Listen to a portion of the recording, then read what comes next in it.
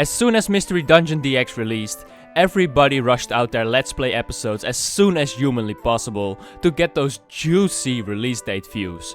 However, nobody cares about that shit when there's like 10 million people uploading the same thing. So let me give you the only Mystery Dungeon DX video you will ever need. Now, I know there are other reviews out there, but most of them got the game sent to them for fucking free. So what's their biased review even worth? Ain't nobody sending me free shit, so I can give my unbiased, objective and juicy opinions on this game. That being said, Mystery Dungeon DX is pretty good. Now, before I even get into this, I'm very aware that some of the things I'll talk about were implemented in previous Mystery Dungeon games, but I truly want to do a one-on-one comparison as if only Red and Blue Rescue Team and this remake exist. Also, if you have no clue what Mystery Dungeon is about, then this review won't make any sense. I won't be explaining how the game works in general, it's just a comparison. I'd highly suggest you watch this video first if you want to know what this game is all about, and then feel free to come back to this one after, I guess. So now, there's only one thing left to do before I can get this review going. I want to give a big shout out to these two fellow YouTube creators, HG Luigi and Star Chases. You see, all of the footage used in this video isn't exactly mine. I don't have a recording device for my Switch, and thus I had to get on my bare knees and ask someone else for their footage. These two absolute legends let me use their footage, and I just can't thank them enough. Like, without them, this video wouldn't exist. I truly wish this video would make any money, so I would be able to pay them for making this possible. For now, all I can do is tell you to check out their channels. They're more professional than me, like they can record their Switch and stuff. I linked their channels in the description, so please give them a chance if you could. Once again, thank you both so much. Anyway, let's get back into the video. Okay, so where do I even start? Based on my demo experience, I had so much shit to bitch about. But after playing the entire thing, all of these complaints just vanished. So let's start with stating the obvious. This game looks amazing. I'm a huge fan of the art style they decided to go with in this game. It truly made me more invested into the storyline, even though I knew damn well what was about to happen. The truly outstanding moments to me were fights against the legendary birds, where their appearance was just something out of a movie. And an even more outstanding moment was the end of the Fugitive part, where you're fighting against Alakazam's team at the Mount Freeze summit, and then Ninetales interrupts to tell you the truth about the Gardevoir legend. Like, this fighting scene just looks fucking epic to me, okay? That's what something simple like updated graphics can do to a game. However, what in the fuck did they do to Absol's walking animation? He looks like he needs to go to the hospital ASAP. But it's not just the cutscene experience that's enhanced thanks to these new graphics. This also applies to the dungeons themselves. The dungeons look gorgeous, and somehow the updated scenery makes every dungeon feel like more of an adventure than in the originals.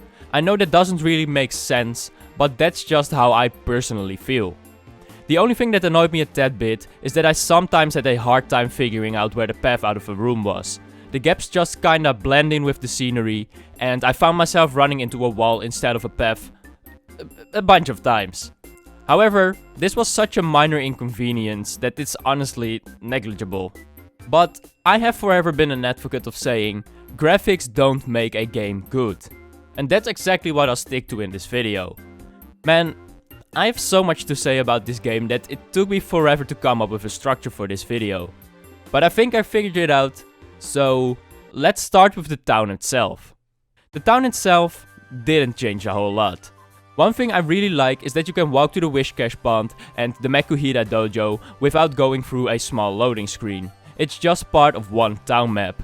It's a small detail, but it's something that matters to me and that improves my gameplay experience, honestly. Other than that, there have been some changes to Kecleon. The most important change is really obvious. They added a multi-cell option. Thank God. This still pisses me off in the originals to this day, so I'm glad they fixed that nonsense. Besides that, the green Kecleon still sells pretty much the same stuff as in the originals, but the shiny Kecleon stepped up his game this time around. Right from the start, he's selling amazing TMs and HMs instead of the regular crap TMs and orbs he was selling previously. Also, in this game he's just selling TMs and HMs and not orbs as well, like he used to in the originals. He gave the orb duties to his green brother. I used to never really buy anything from shiny Kecleon, since he was always selling useless orbs and like once every 20 missions he probably sold a TM that I could actually use, but then it was a TM for a Pokemon I didn't have or whatever, like Thunderbolt when I had no electric type Pokemon, etc. I really like that they decided to make him useful and made him sell good TMs and HMs. He's no longer the useless brother of the group. I still have more to add to this, but I'll get back to that at a later point. Then, they also made a minor change to the Persian Bank, which is really dope in my opinion.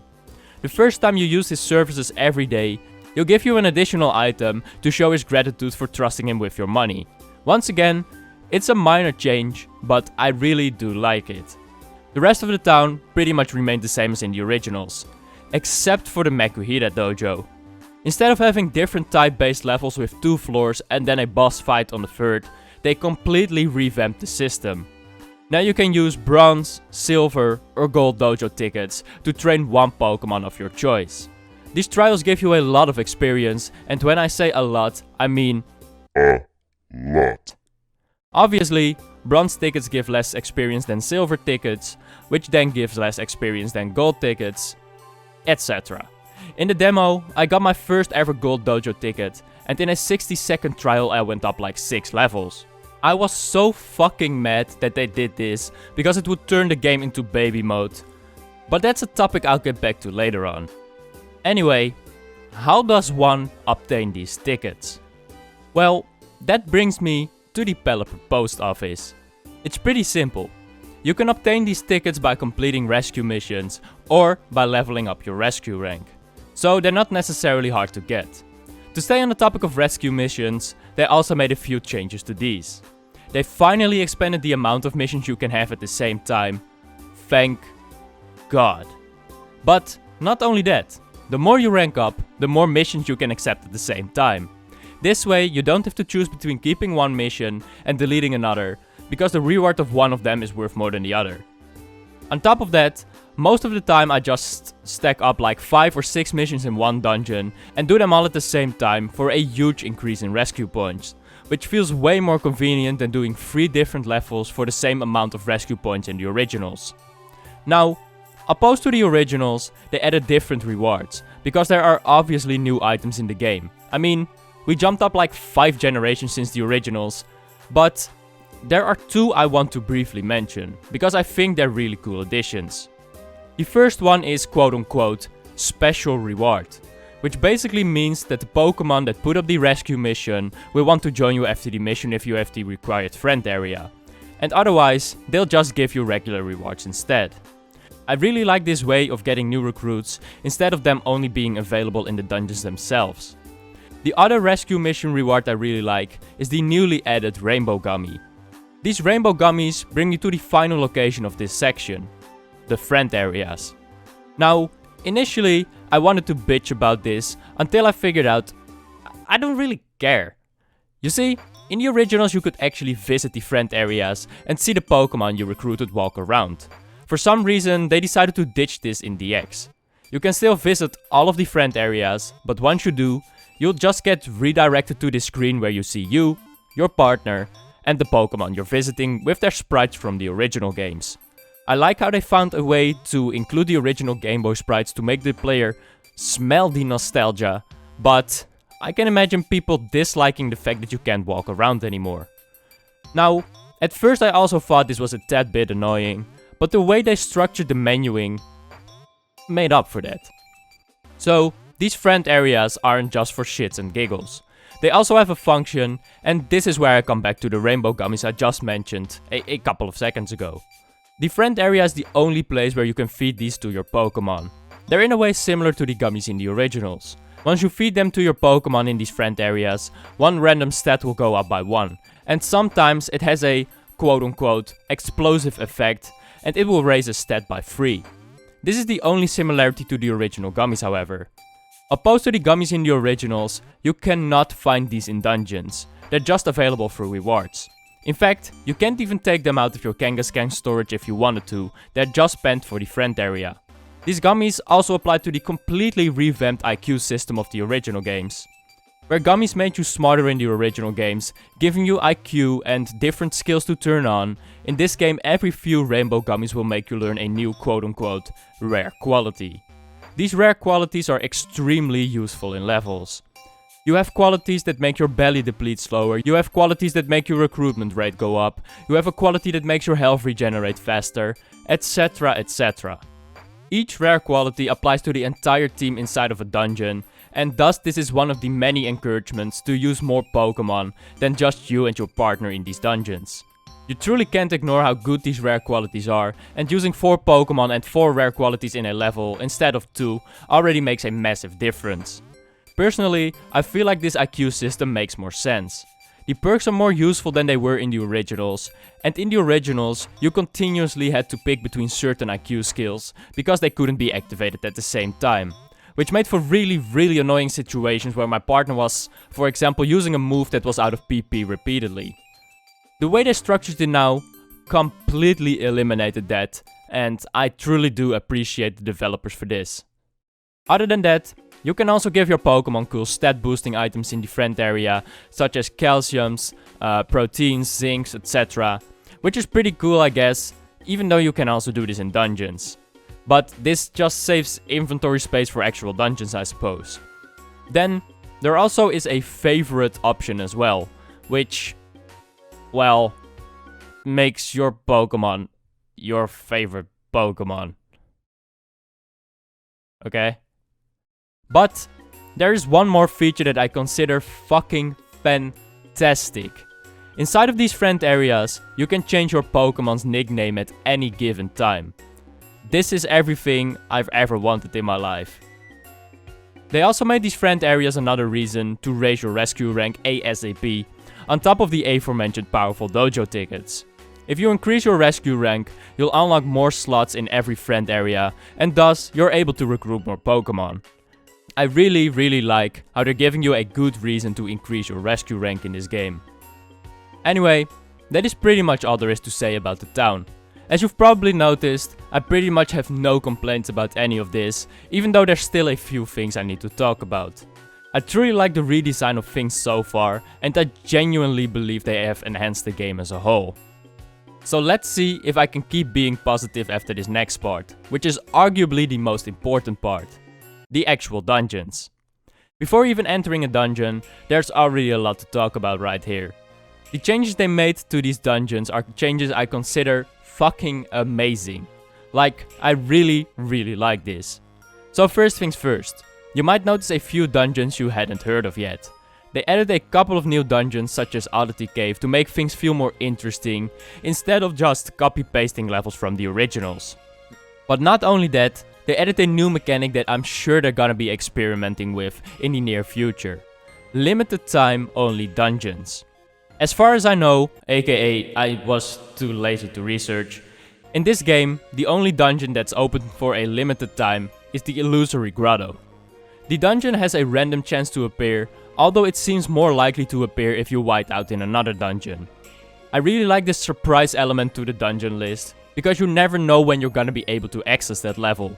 I'd honestly be down to have a list of like 5 to 10 rotating dungeons that can randomly appear at any time. I just really like the surprise factor, and who knows, maybe I'll pick one of those random dungeons over a dungeon that I have a job in or something, I don't know. It would just be cool to see them in future games. Other than that, whenever you're on the dungeon list, you might notice some of them have like a chest surrounded by coins next to their name. This means that this level will contain enhanced amounts of Poké Dollars, and Pokemon are more likely to drop chests. Now, what is so good about these chests? Well, I'm glad you asked. Inside of the level, the chests are pointless. In fact, they fill up inventory space and do nothing else, which I do think is really annoying. Maybe they can make a separate chest inventory in the future to solve this problem or anything, but for now it really pissed me off at times because I ran out of inventory space. Anyway, once you clear the level, the chests automatically open, and they contain a bunch of random items such as rainbow gummies, stat enhancing items, apples, you name it.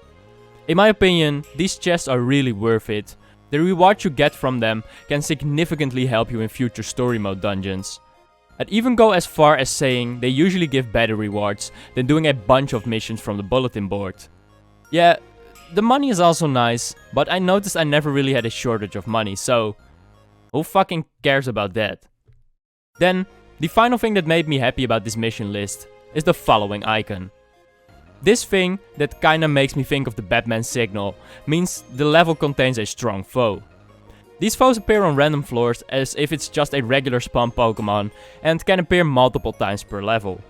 Taking them down takes a hot minute, and if you're unlucky you waste a reviver seed in the process, but as a reward you gain a bunch of experience and it will always drop a deluxe chest, which is guaranteed to give you a good reward once you clear the dungeon. All of these things combined really give you a reason to do a certain level when you otherwise would have just gone off of the jobs you found in your mailbox or at the developer post office. It adds some diversity to picking levels when the story mode is on hold. Like I said, I truly like these changes a lot. So, now it's time to go into the level and gameplay mechanics, right words? Well, would you just hold on a second? There's one more thing. Once you have picked the dungeon to enter, you can pick who you want to send in. This screen pops up before every dungeon, and the fact that it does is something I truly do appreciate. In the originals, I forgot to take anyone with me most of the time, resulting in either resetting to my previous save file to then actually take a poke with me, or just doing the level without them, which meant the gap between my level and the Pokemon I wanted to train as well kept growing. But that's not all of it. Picking your team before every dungeon will be pretty annoying, or you might press A too fast and you skip picking anyone. This is why they also changed the team mechanic to a standard template. At the start of the game, you're free to construct 3 teams. Before every dungeon, you can cycle through each team and just go with whichever you prefer. This template is basically, this is the team you're with unless you change it. So whatever Pokemon you want to take with you in the dungeon will go on the adventure with you until you manually deselect it, or switch to a different template of course. I really like this change, because worst case scenario you actually take a poke into a dungeon you didn't mean to, but it gains experience anyway, opposed to straight up forgetting to take it with you and nobody benefits from that. At the start of the game, you can only make 3 teams, but once again they added a new incentive to raise your rescue rank. Because with every race, the max amount of team templates increases. Once again, I really like the way they made the rescue ranks more relevant in this game, and this whole team mechanic before entering a dungeon is an improvement in every way, shape and form. Now, let's finally talk about the actual dungeons themselves. And don't worry, here's where I'll start complaining for a bit at some point. So let's complain first, before anything else. When you're watching this footage, what's the first thing you're noticing here? Anything out of the ordinary? Well, if you didn't notice anything different, you can literally see everything. In the original games, you have this overpowered health item called X-ray specs, which makes everything on the dungeon floor visible except for the stairs. Items on the floor, enemies, Pokemon you need to rescue, you name it. That item is so broken and so boring to use, I couldn't actually believe they consciously put that into the game. I expected the developers to get rid of this item in the remake, but they managed to pull off the complete opposite. The X-ray specs is now a standard feature in the game that you can't turn off. Right from the start, you are able to see everything in the entire level, except for the stairs. And there's no way to turn it off. Instead of removing a broken item, they added this as a fucking feature into the game, which is absolutely mind-boggling to me. Like, this game is called Mystery Dungeon, but where's the goddamn mystery if you can see everything? Man, this is by far the most annoying thing about this remake, and I highly doubt anyone asks for this, like, no fucking way, dude. And yeah, sure, they got rid of it in the post-game dungeons, but don't you worry, the X-ray specs are still in the fucking game to help you in the post-game as well. So not only did they add a broken item as a feature, but they also added the item itself to help you in the post-game. Isn't that fantastic? Then, the first thing you do in a dungeon is obviously move around. And this is where my second complaint comes in. The movement is absolute dog shit. On the GBA I never felt annoyed by the movement in the slightest, but they somehow managed to mess up something that was working perfectly fine before. If you are planning to play this on your TV, then I want to tell you that you should keep on dreaming, because that ain't happening with this game.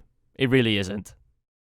I bought a fancy ass Pro controller just for my Nintendo Switch on TV, and well, I've never had a worse experience in terms of controllers. It doesn't matter if I use the Joy-Con or the arrow buttons, there is like 10 years of input lag and sometimes the game doesn't recognize your inputs at all. Also, if you are looking for a precise movement for like speedrunning or something, then you can pretty much forget it if you are wanting to use the Joy-Con. If you aim it upwards, it recognizes it as left, right or top left more than half of the time, making me run into walls instead of the path continuously. The handheld experience, however, is much better. The Joy-Con still doesn't feel responsive at all, but at least the arrow buttons do what they're supposed to do without any input lag. All I know is that I'm never playing this game with my Pro controller ever again. After this small rant, let's talk about some positive changes in these dungeons. So first things first, the movesets. In the demo I noticed that even at level 5 you start off with a bunch of good moves, and like I said earlier, the shiny Kecleon now sells broken TMs as early as like Thunderwave Cave. I was gonna rant about this big time after the demo, but I realized this didn't matter at all in the full game.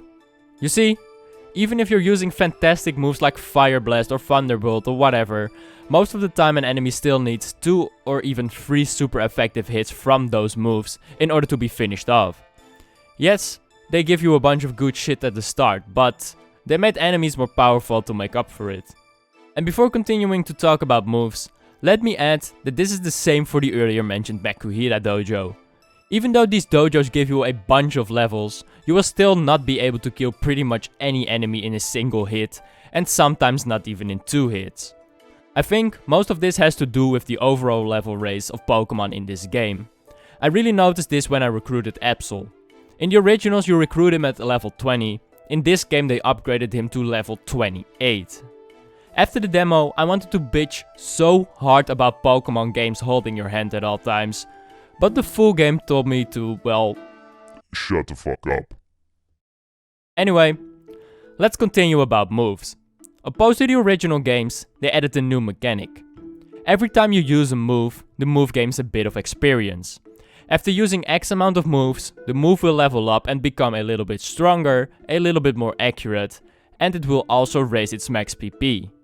In the originals, I got extremely pissed off at moves missing continuously. Like, they even made weak moves like Absorb like 70% accurate. Or well, it felt like that, okay? I have no idea if this is true. I have to say though, I don't know if the accuracy raise from leveling the move up was necessarily needed. I talked about the friend areas earlier, and that you can raise your stats with proteins and stuff there.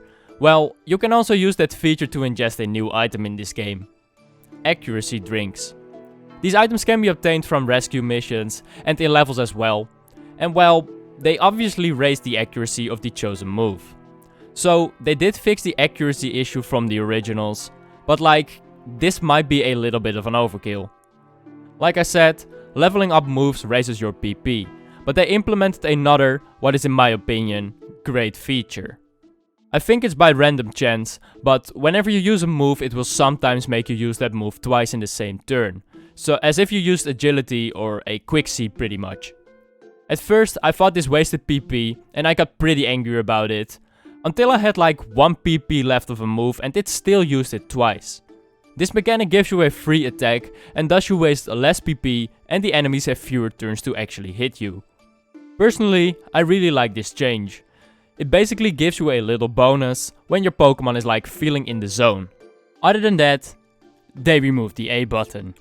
Now, instead of punching in the air, When you press the A button, the game will decide what the best action is and perform said action. This means it will automatically pick what move you use. So for example, if you're a few tiles away from an enemy, it will directly attack it with one of your ranged moves. Now, while this change isn't necessarily annoying, it was most certainly unnecessary. The A button was the perfect way to save some PP if you were low, because it would also do some damage, and if you already did some damage to an enemy prior to that, then that saves 1 PP. In this game, you either have the choice to manually attack again, or press the A button, and then it will attack for you. You can still use an item or something, but I don't think you would want to waste items every time. It will still perform an A action if you're not in range of an enemy, so you're not wasting any PP. But I thought it was pretty annoying when I wanted someone of my team to attack an enemy, and then the A button decided it was my turn to attack instead. It kinda cost me a bunch of PP and max elixirs in the process. So yeah, it's not really annoying, but it's completely unnecessary. Anyway, there's so much more to talk about. So first things first, which is one of the most important changes in the game, and which is gonna be super useful for speedrunners. You can actually switch leaders right from the start. In the originals, you have to play as the Pokémon you got from the quiz until you unlock the evolution cave in the post-game. In this game, you can switch to any Pokémon on your team at any time in the dungeon, which is super dope.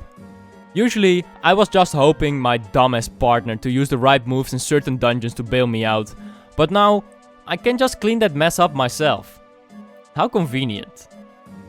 But the quote-unquote you and your partner are invaluable mechanic has undergone another change. If your partner dies, he just dies.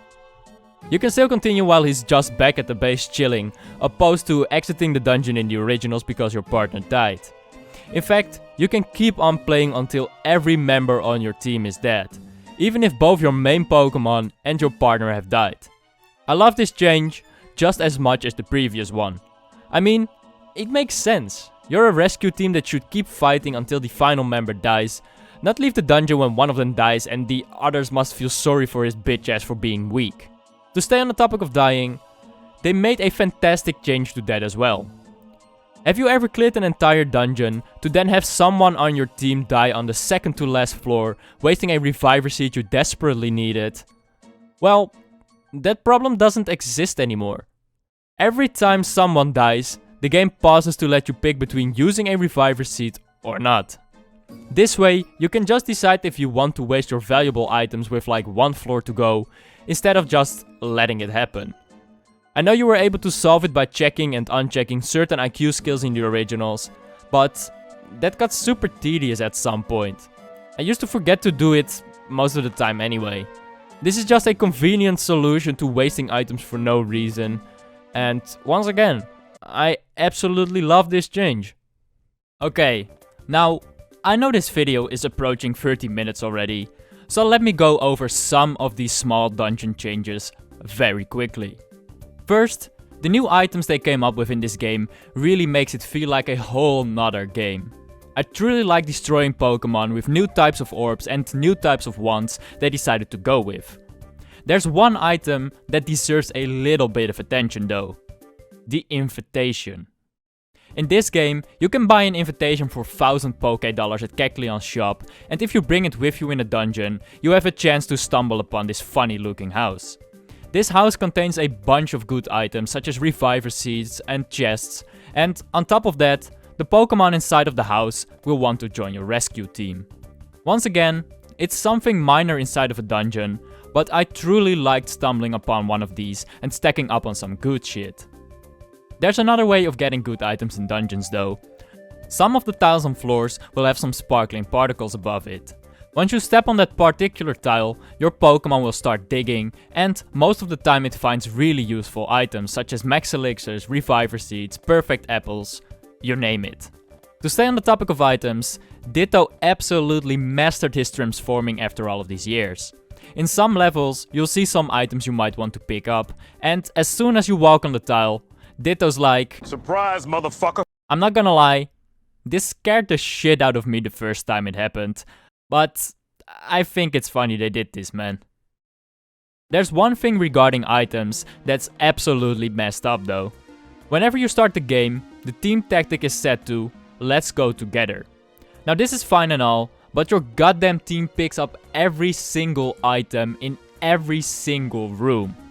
This is okay at first, until you pick up a bunch of garbage that just clutters your inventory. The only way to fix this is to set the team tactic to "follow me", but then your team only fights enemies when you're not moving, which can make for some really annoying situations. I don't remember "let's go together" being this annoying in the originals, but maybe I'm forgetful. Another change I both like and hate at the same time is that they introduced hidden traps pretty much from the start. In the originals there were pretty much no traps until the post-game, which I never really understood. The traps can piss you off so much, especially when you're walking into back-to-back PP lost traps or something, which is exactly what I want in this game.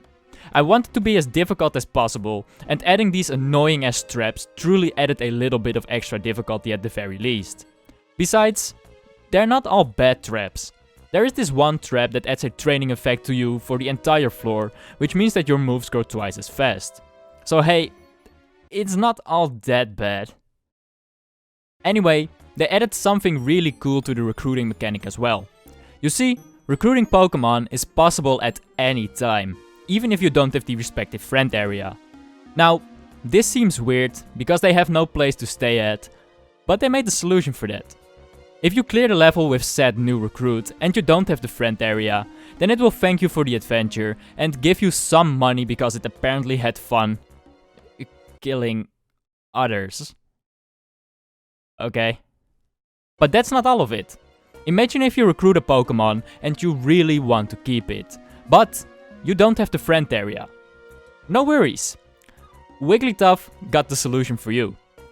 There is this item called Wigglytuff Orb, which will make you able to open up the Wigglytuff shop inside of a dungeon, so you can buy the friend area of the Pokémon you want. They also have such orbs for the Persian Bank and the Kangaskhan storage, in case you were wondering. Now that I'm talking about friend areas anyway, they added one more cool feature. Even if you don't take a certain Pokémon in your friend area with you, it will still gain experience inside of the friend area. This makes switching between Pokémon and growing them for different purposes much less of a tedious task, so thanks for that one, devs.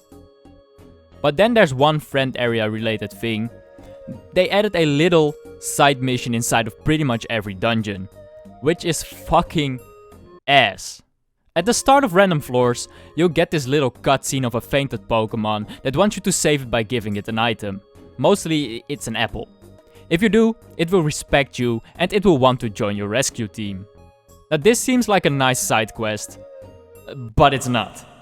Every time you go to a random floor, this annoying ass cutscene will play of the random Pokémon that wants your help, and when you try to leave the same floor without rescuing it, it will then ask you if you want to leave without saving it, and then if you press yes, it makes you answer a second confirmation after. It's so goddamn annoying to watch the small cutscene and press no 2 times on the floor like 10 times a dungeon. Whose idea was it to make it that annoying? Like, I don't care if some dipshit Farfetch needs my apple every dungeon. I seriously do not care. All of these friend area changes lead up to one big change. Opposed to the original games, you can now have 8 members at a time in the same dungeon, opposed to the 4 in the originals. Now this might seem really overpowered, like you get your best 8 Pokémon and enter every dungeon with them and basically blaze through every dungeon. But like you've seen in previous segments of this video, you can only bring 3 members at a time. If you want to, for example, fight a boss with 8 Pokémon, then you need to bring your basic 3 Pokémon of the template and then recruit 5 others in a level. Now, while this might seem really broken considering you're fighting one boss with 8 Pokémon, it really is not that broken. Because when you have 8 members, there are downsides as well. Both in the level and against the boss, these Pokémon can all die, and then they waste your Oran Berries, Reviver Seeds, etc. So is it really beneficial to have 8 Pokémon with you at the same time? Maybe, maybe not. If you're attempting to clear Silver Trench, for example, and you try to bring a team of 8 to the 99th floor only to battle Lugia, then the chances of one of them dying are pretty high, and then you either have to say farewell or you waste a reviver seed. And the same in boss fights. If a boss uses a multi-attack, then like 5 Pokemon can die at the same time, and either you lose all of those members or you waste a bunch of reviver seeds. So, even though this change can be seen as negative considering you're fighting 8v1, it really isn't that broken considering you can lose pretty much all of those members at any given moment. Anyway, that's it for the dungeon changes, which leaves me with one thing left to talk about. The boss fights. They changed these boss fights quite a bit. It doesn't really feel like they take that many more hits to get rid of, but they made some cool changes to the scenery, starting at Groudon's place. The floor you're standing on during this boss fight is now your worst enemy. For example, Groudon's floor has random tiles that will burn you, which then cycle every few turns. Another example is Rayquaza's room, which has random tiles that will warp you to a different spot every other turn. Now while this is really annoying, because you have to move around in order to avoid those effects, these bosses also have the power to throw you across the room. The problem isn't necessarily the amount of hits they take, but being able to hit them at all. Once they throw you across the room, they will use overpowered shit such as Precipice Blades and Hyper Beam, and by the time you finally get close to them, you're either thrown across the room again, or you've wasted a dozen reviver seeds. Now while this is very frustrating, it actually added some difficulty to the game, and it pretty much forced you to tactically use your orbs, because otherwise you wouldn't even be able to get to them in the first place. I would most definitely consider these boss fights a lot harder than in the originals, and it most definitely needed more tactical item usage than ever before. To make the fights even worse, when you try to recruit them by fighting them in the post-game, they have a bunch more HP. I don't think I even have to explain that every fight cost me my entire arsenal of items pretty much. To make up for that, the bosses will immediately join you if you beat them in the post-game, instead of the random chance in the originals. There's one thing about these boss fights that I don't like though, which is the hitbox of huge Pokemon like these bosses. In my opinion, it's very difficult to see whether you're standing in front of them or 2 tiles away, or even in range of hitting them in general. This isn't just the boss pokes, but also big Pokemon such as Onix. I can never really figure out whether or not my move is going to hit them. I'm pretty much guessing it'll work most of the time.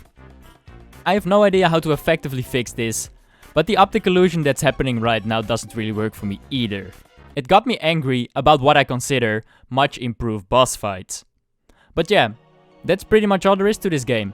I could talk about the newly added evolutions, the shinies, the megas, but I think that's pretty much self-explanatory.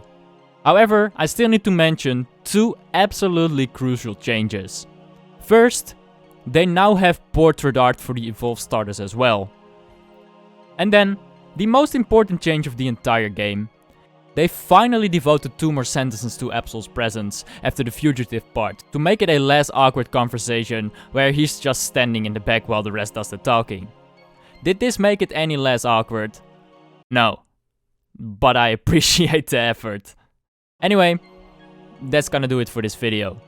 I've seen a lot of negative reactions to this game, especially from those peanut brains over at Metacritic, but this game is honestly a big improvement over the originals. I'd even go as far as saying that I'd take this game over the originals, and you know damn well how much I love those. If you have $60 to spare, then I'd definitely say it's worth the purchase. Despite some of my frustrations, I sunk way too many hours into this game already, and I will not stop until I beat all of the post-game and maybe even evolve all of my Pokemon. 30-minute story short, they did a very, very good job on this remake. So yeah, if you enjoyed this video, definitely leave a like rating. If you liked it even more than definitely, hit that subscribe button. And I'll see you in the next video, which is hopefully gonna be a lot shorter.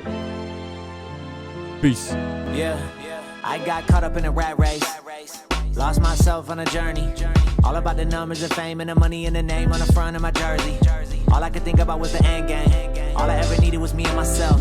Trying to be the one they look up to. All I ever needed to be was myself. These days we all do it for likes though. These days we all walk in a tightrope. I don't love it, but